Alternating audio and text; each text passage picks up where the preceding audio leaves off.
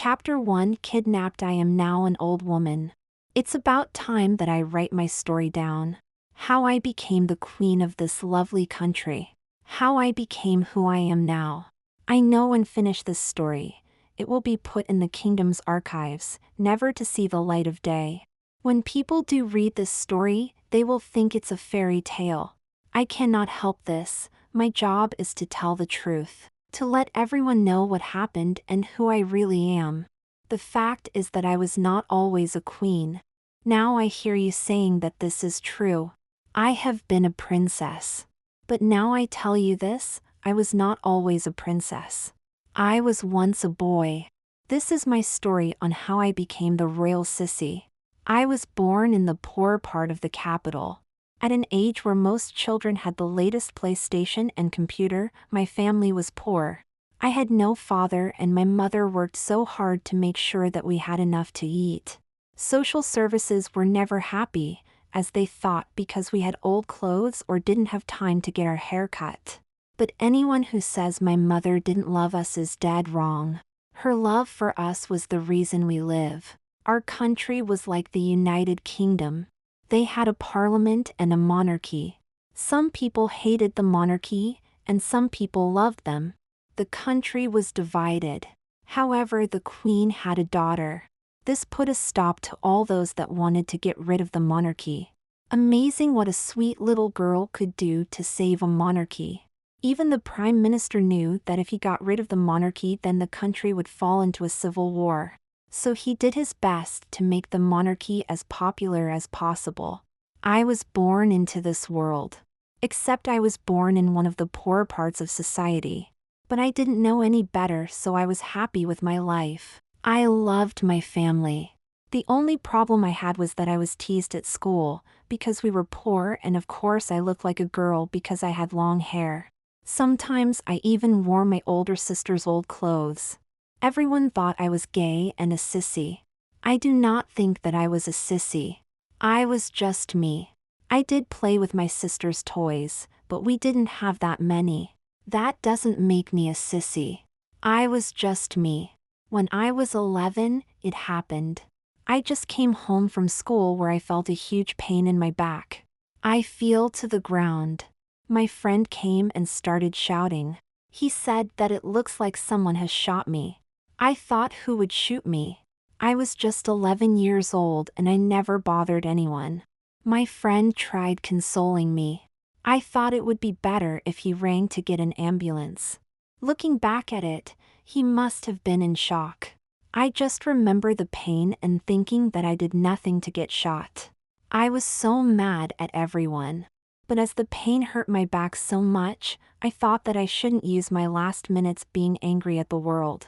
I started consoling my friend. I don't remember what I said. My friend's name was William. We were also best friends. He didn't care if I was a sissy or not. He always hung around with me. Once I remembered that I had no lunch in school, he offered me half his lunch. Another time I was wearing my sister's tights because my socks were all old and dirty. Next day he came with a pair of his football socks. It was one of the best presents I ever had. He was my best friend. We loved each other. No, not in the gay way. We really didn't know what that was anyhow. Here I was, after being shot by someone that wanted to get rid of me. Maybe he wanted to shoot another person, but hit me. William kissed me deeply. Maybe he thought he would give me the kiss of life. He told me that he loved me and would really miss me.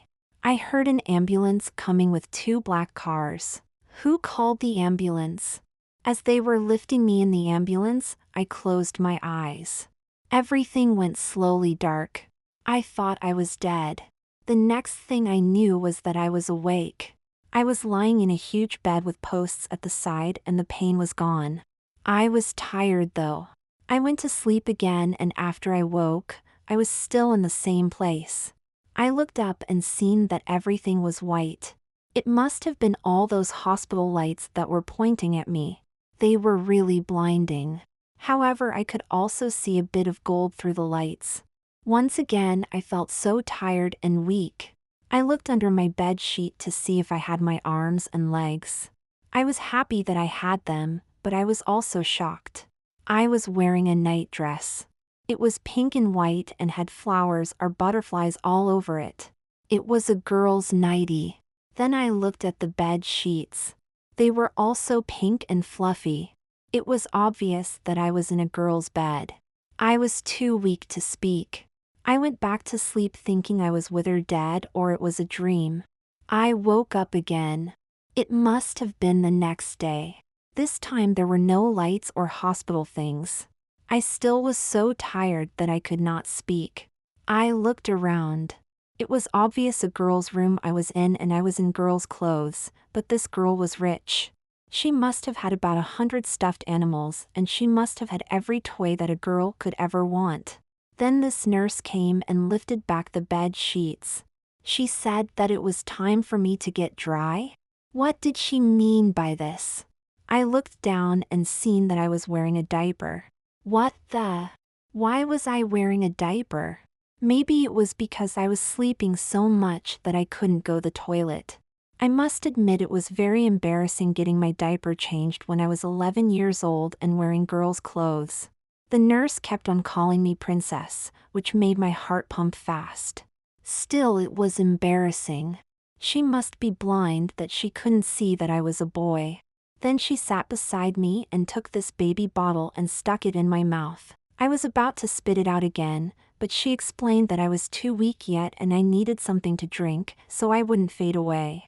Now I was wearing a diaper and drinking from a baby's bottle and wearing girls' clothes in a girl's room. William, my best friend, would never believe this. The milk didn't taste that bad. It was a bit thicker than the milk I used to drink at home. It was obviously something that rich people drank. It also made me sleepy and once again, I feel asleep. When I woke up, this man was sitting beside my bed. He was brushing my long hair back out of my eyes. I slowly woke up and felt much better. I felt like jumping out of bed and going home. Even though the bed was the most comfortable bed that I ever slept in my life, I sat up and looked at the man that had a fine suit on and to be honest looked a bit snobby. "Welcome to the palace," he said. "The palace?" I asked. "Yes, the royal palace. You are now sitting in princess room. What I am about to tell you is a secret. I hope that you can keep secrets. Can you promise me that you will keep this secret and never tell anyone?" "I promise I can keep a secret.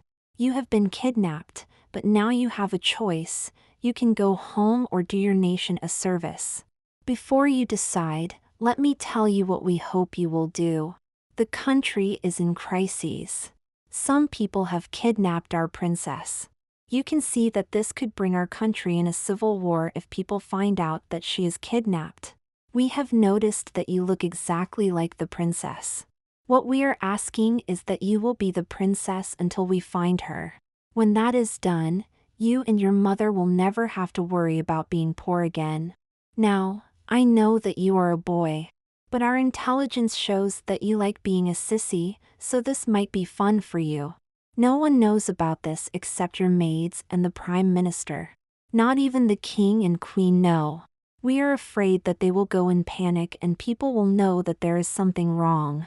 I understand it was wrong for us to kidnap you, but you can see that sometimes national security is very important. This was a lot for me to take. I slid down under the pink covers to think about what it all meant. I was about to be a princess until the princess is found. I would have to fool everyone, including her own father and mother. I could go home, but then my family would be poor. If I did this for a short time, I could give my mother everything she wanted. I told the butler that I would do it. "That is great," he said with a smile. "There is just one more thing. We do not want people to see that you are a boy if you are outside and bend down and your panties show. So we going to make you wear diapers, so they cannot see the bulge in your panties. We will say that you have a bladder problem if they are unlucky enough to see your diaper." My heart fell. I agreed to be a princess, but not a baby one.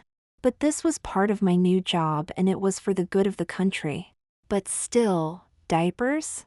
Chapter 2. Now a princess. The next few days went to being trained as a princess. The easiest part was wearing clothes. They were mostly frilly dresses, and I loved these. The princess had so many clothes that I was so happy that I could now try them all on. I didn't like the diapers, but got used to them.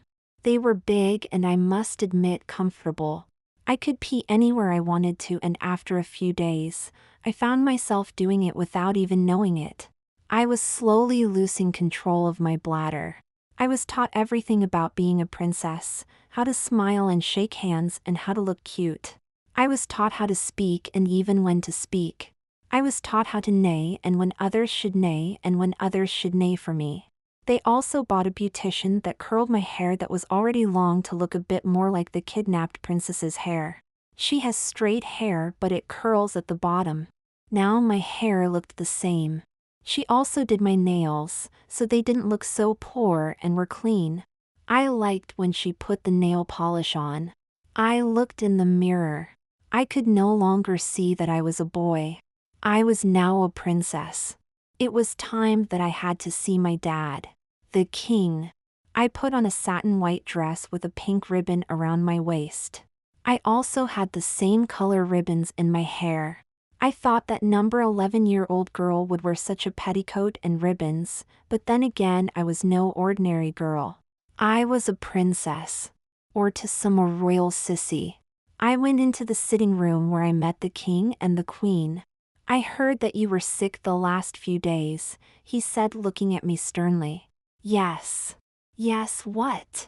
Yes, Papa. You should always treat adults with respect, he said, showing that he was a bit annoyed. And what's this I hear, that your bladder had some infection so you have no control over it? Yes, Papa. So you have to wear diapers?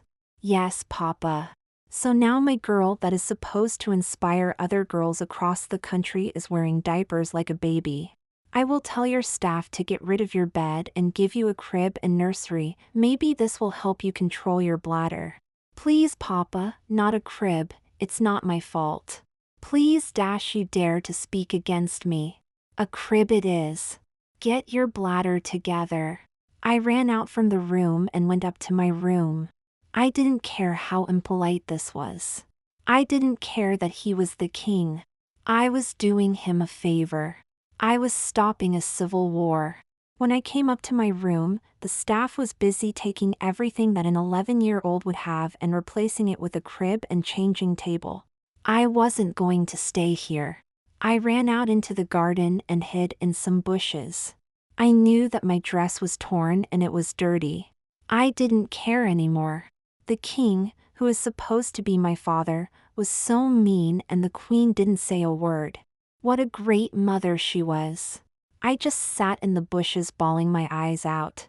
Then 2 men that looked like they were in that Men in Black movie came up and found me. They looked around and quickly led me in the palace again. I was set on the changing table and my diaper was changed and a nightgown was put on me. Not a word was said.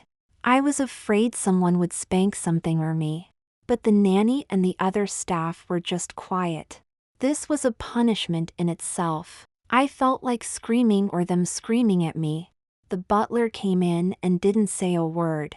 He lifted the sides of the oversized crib I was in and gave me a pacifier. I just held the pacifier and thought this was not what I agreed to. I agreed to be a princess, but I never agreed to be a baby one. Before he left, he smiled at me. You did a good job. The king believes that you are his daughter. If he does, everyone will. I know you are disappointed that he got mad at you and is making sleep in that crib, but you have convinced him that you are his daughter. Good job. Good night, princess, and tomorrow you will get a new nanny. I bet even the kidnapped princess had a real bed to sleep in. I cried and cried, thinking what I got myself into.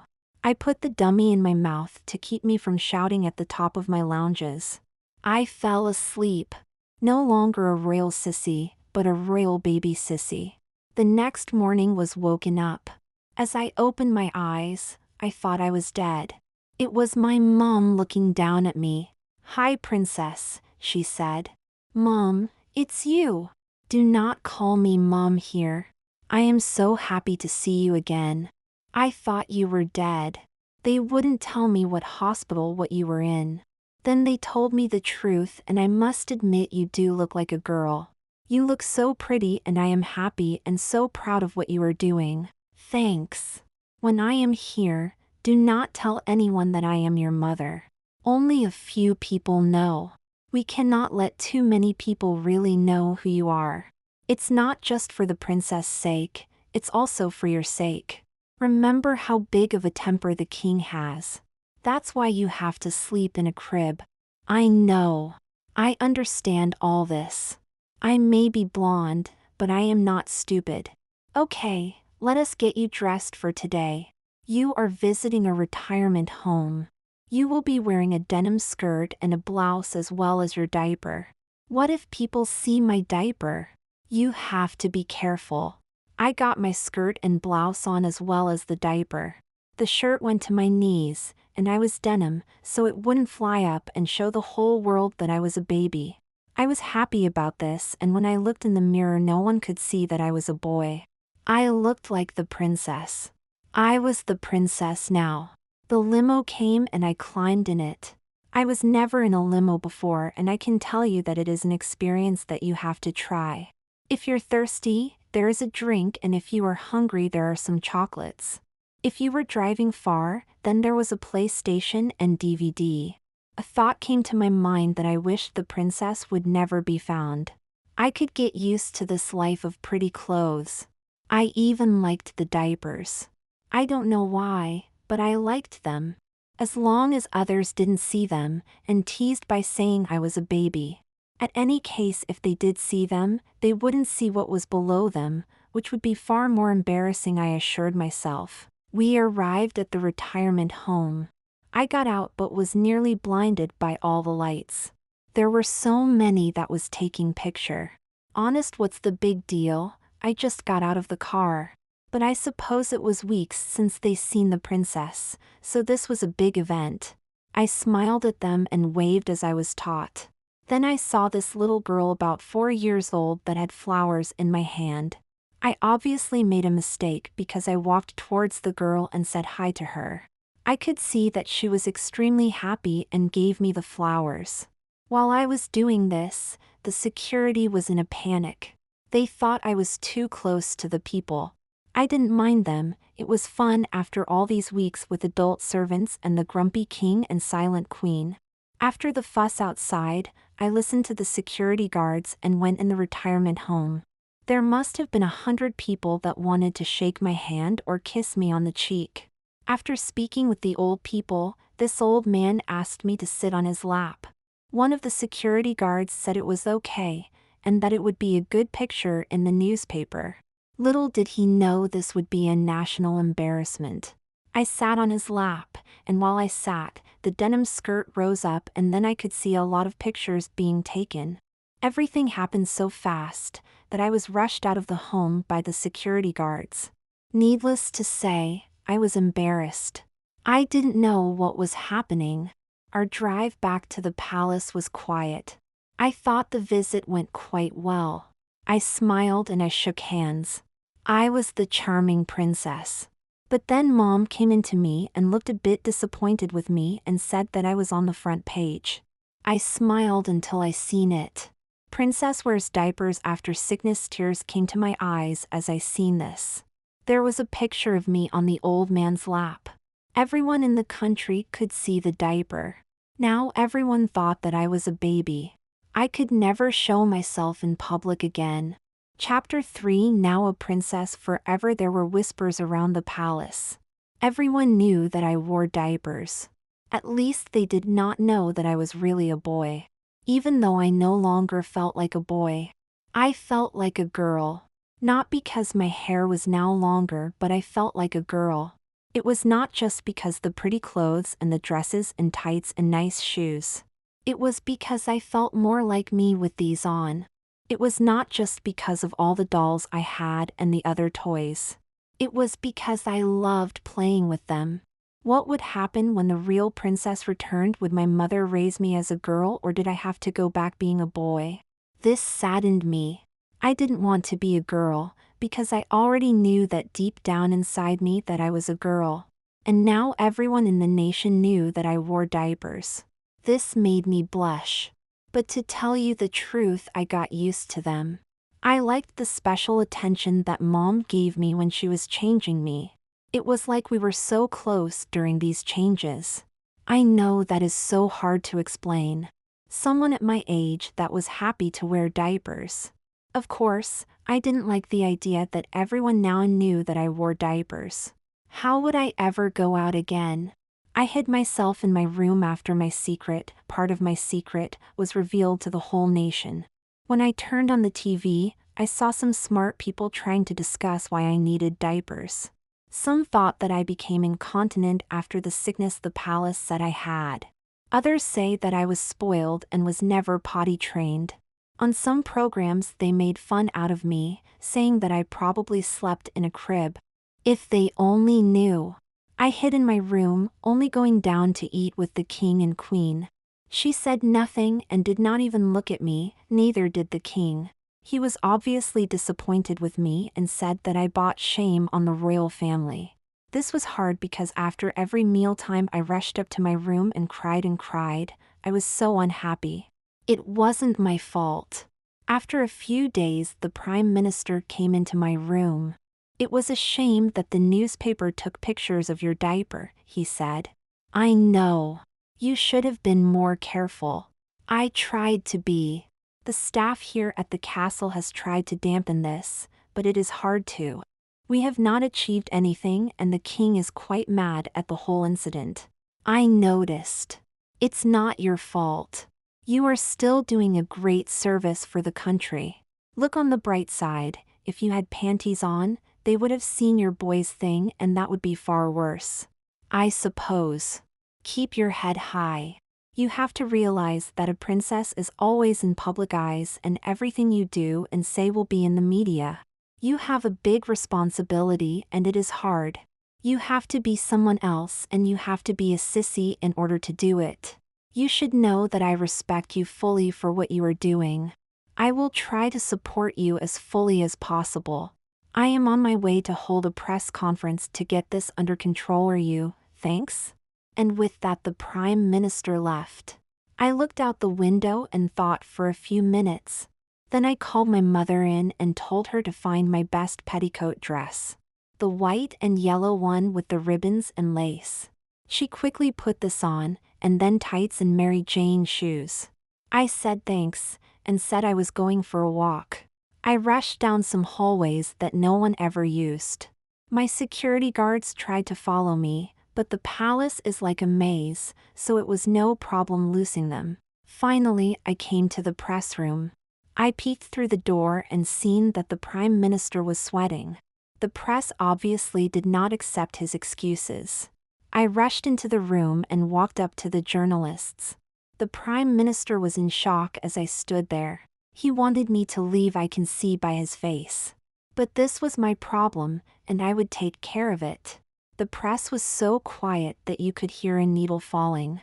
Then I opened my mouth, and you could see that cameras were zooming in and microphones were nearly pushed in my face. You have all seen the picture in the newspapers, I started. First I would say shame to the media for showing this picture. It is impolite and rude. It is a private problem that I have. I am lucky that the Majesty loves me and lets the doctors and others try to find out why I have this problem.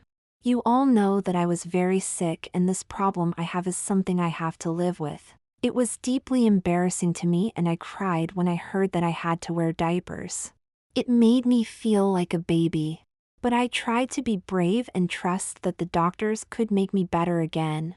I visited the retirement home because these people have worked so hard for our country and sometimes they find the routine in the home boring. I wanted to show my support for them and thanking them for what they have contributed to our country. This should have been the headline. A tribute to them that has helped build the country we live in. But now the secret is out.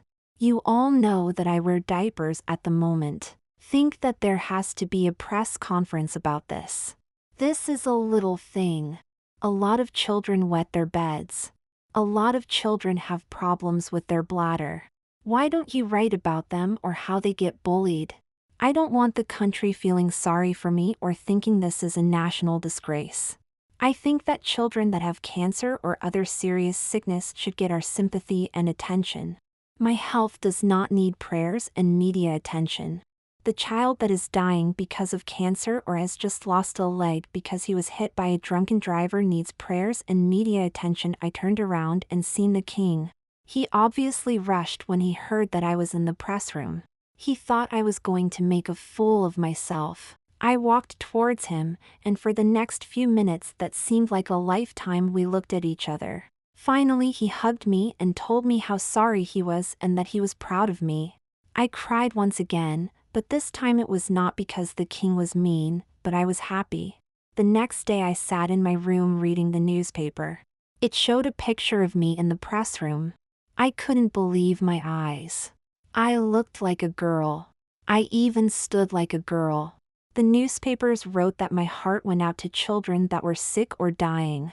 The media said they thought I was wise for my age and that the media should concentrate more on the people that were forgotten in the picture. In some newspapers there was a picture of the king and me hugging. We really looked like father and daughter. I was so happy once again. I felt like I did something good. Then the Prime Minister came into my room and said, "I have bad news. The princess has returned. However, she was murdered and we cannot let the people know this.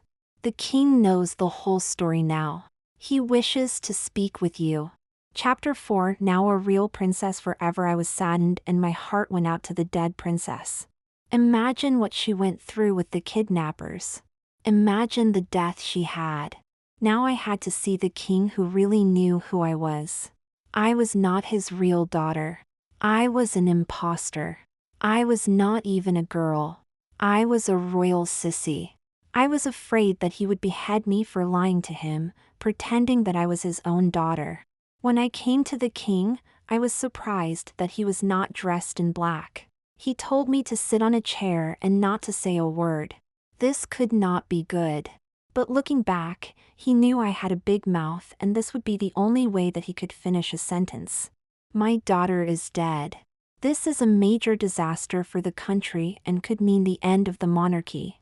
The Prime Minister told me how you pretended to be my daughter. You even fooled me. When I heard this first, I was mad that I have been deceived. But the Prime Minister and you did what was best for the country. I am so proud of you, and since you came here, I can see you have the same looks and personality as my daughter. I am grateful for what you have done. I looked at the king, and my mouth started to open. But the king raised his finger. You were asked to be the princess until my daughter returned. She is no longer here, but in heaven. This means I will ask you something else. I will now ask you not to pretend to be a princess, but be a princess. Before you answer, I will explain what this means. You will be a princess. We have someone secret here in the palace that will make you into a girl. You will no longer be a boy. When you are a girl and even look like a girl, you will be my daughter and one day is the queen. What is your answer? I thought and then said, Your Majesty, I feel like a girl and I want to serve my country, so my answer is yes. Do you feel like a girl, or are you just a sissy? I am a girl. Then it's about time you look like a girl. With that I was led to a secret place in the dungeons of the castle. In a dark room, a man with the longest beard I ever seen stood there and said he was Merlin. I started to laugh. We all read about Merlin, so this could not be him. He looked at me and told me that he is a descendant of Merlin.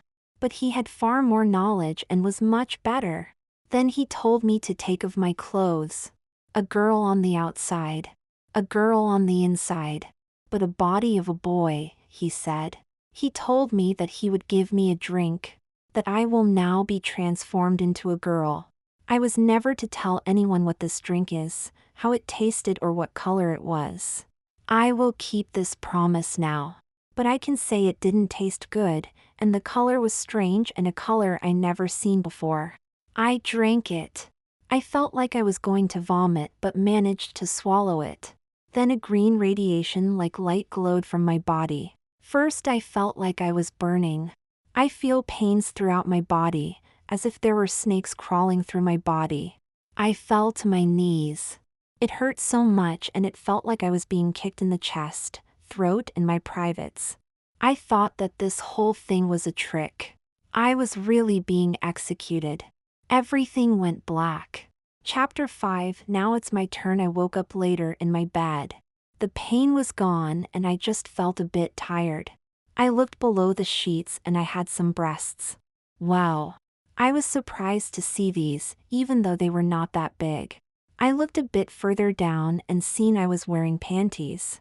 I was shocked once again. There was no diaper. Then I lifted the panties up and then I nearly died. My boy's thing was gone. It disappeared. Instead there was a girl's slit. My slit. I was no longer a sissy. I was a girl.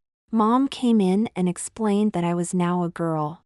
I didn't need diapers or baby things anymore, as I had nothing to hide. She felt sorry for the pain that I had to go through. I said that it was well worth it. Later I said that I wanted to visit our new neighborhood. It would show the royal support for the poorer areas in town. My new dad, the king, thought that this was a great idea. We went to the local area where I lived. It was great. All the children I once knew were there. Some of them used to hit me and tease me. Others I played with. Now they were all cheering at me and trying to give me flowers. I saw my old friend William. He went up to him and could feel my heart bumping.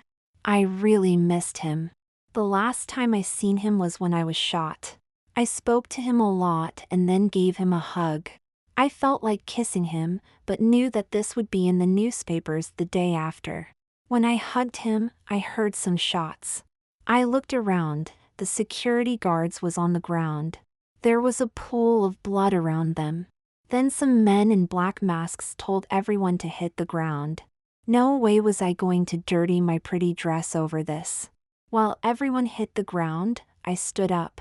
I figured that they were after me and would kill me. I would not put others in danger. If they wanted to kill me, then they now had a clear shot. One of the men came over to me and lifted me across his shoulder. I looked around and tried to see if William was okay. I couldn't see him. Where was he? I was more worried about him than I was about myself in the car. I was blindfolded. I couldn't see, but I could hear. I heard them arguing that they really did kill the princess. Maybe the princess was not dead, but the royal doctors saved her. The fact that this was the second time they kidnapped the same princess confused them. We came to their hideout, and I was thrown into a dark room. They told me that they wanted some of their friends released from jail and they wanted the king to abdicate. I said that would never happen, and then they laughed and said this time they would shoot me in my pretty face, so that I would really be dead. They left the dark room and I sat there shaking. I wondered what the princess' last moments were like when I heard she died. Now I would find out. I fell asleep crying. I knew that there was nothing I could do. I didn't sleep for long because I heard the top window break. I was frightened. I thought it was a bomb or someone shooting. I was about to scream, but then I heard a familiar voice say to be quiet and not wake the terrorists up. I looked up and it was William. He took my hand, and I know I didn't weigh that much, but it was hard climbing that wet wall. Now my dress certainly was dirty. We struggled as I held his hand trying to climb. I was afraid I would fall and then they would come in and shoot me. Finally I had my head out the small window. And after some struggle I managed to come out. "William, you saved me," I proclaimed. "How do you know my name?" "Long story, I will tell you later." "How did you save me?" "Well, when they kidnapped you I stuck to the back of the car with my skateboard and hung onto the care for my life. It was not that easy. Before I lifted you out, I called the police and told them that you are free and where the terrorists are. The police and military came. Needless to say, while William and I hid in the bushes, there was a lot of gunfire. At the end, the terrorists were killed and I was sent back to the castle. Chapter 6. And I lived happy. I was kidnapped, and the king was happy that I was saved and that the terrorists that killed his real daughter were now dead. William was rewarded by being my companion at the castle. I told him the whole story, and as you know, I married him when he was older. I was now a princess. Everyone thought I was brave and wise. When I became queen, I was loved and tried to help my country as well as I could. But that is another story. This means I was not always a princess. Now you know the truth. You do not have to believe it, but why would I admit it? I believe in truth, and want to die with the truth being known. You deserve the truth.